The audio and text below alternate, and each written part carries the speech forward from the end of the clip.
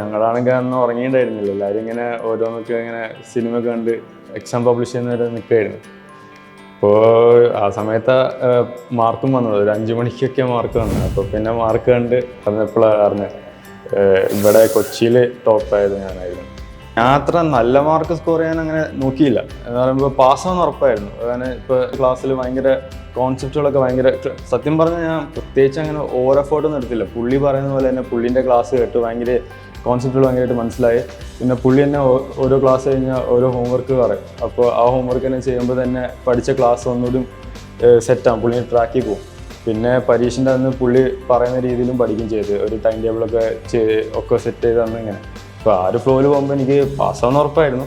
Mark പിന്നെ ഒരു bonus പോലെ വന്നു. ഞങ്ങളുടെ ക്ലാസ്സിൽ തന്നെ ഇപ്പോൾ ഓരോരുത്തർക്കും ഓരോ ഡൗട്ട് ഉണ്ടെങ്കിൽ ആ ഗ്രൂപ്പിൽ തന്നെ ഡൗട്ട് ചോദിക്കുക. അപ്പോൾ തന്നെ മെൻറ്റർ എല്ലാം അങ്ങനെ ക്ലിയർ ചെയ്ത് തരും. അപ്പോൾ അതിപ്പോൾ എനിക്കും കുറേ തവണ ഞാനായിട്ട് ഡൗട്ട് ചോദിച്ചില്ലെങ്കിലും എനിക്കത് കുറേ തവണ ഹെൽപ്ഫുൾ ആയിട്ടുണ്ടായിരുന്നു. പെട്ടെന്ന് അതിങ്ങനെ കാണുമ്പോൾ, മറ്റുള്ളവർ ഡൗട്ട് കാണുമ്പോൾ പിന്നെ മുമ്പ് നമുക്ക് ആ ഡൗട്ട് ഉണ്ട് മനസ്സിലാവും. അപ്പോൾ പിന്നെ ആ കാണുന്ന സൊല്യൂഷനൊക്കെ ആൻസർ ചെയ്യുമ്പോൾ അങ്ങനെ കുറേ ഹെൽപ്ഫുൾ കാര്യങ്ങളൊക്കെ ഉണ്ട്. ഡൗട്ട് ക്ലിയറൊക്കെ മെൻറ്റേഴ്സ് ഭയങ്കര നല്ല രീതിയിൽ എടുത്തായിരുന്നു. അപ്പോൾ അങ്ങനത്തെ ഒരു ഗുണം ഉണ്ടായിരുന്നു. പിന്നെ ഫ്രണ്ട്സ് എല്ലാവരൊക്കെ കൺഗ്രാജുലേറ്റ് ചെയ്തു. എല്ലാവരും ചിലവ് ചോദിക്കുന്നുണ്ട്. ഇതൊക്കെ തന്നെ.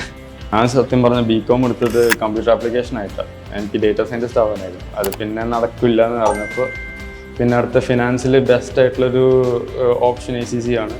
അതിൽ കണ്ടതിൽ വെച്ചിട്ട് ഏറ്റവും കൂടുതൽ നല്ല ലക്ഷ്യമാണെന്ന് വിചാരിച്ചപ്പോൾ ഇങ്ങോട്ട് കയറി വന്നു.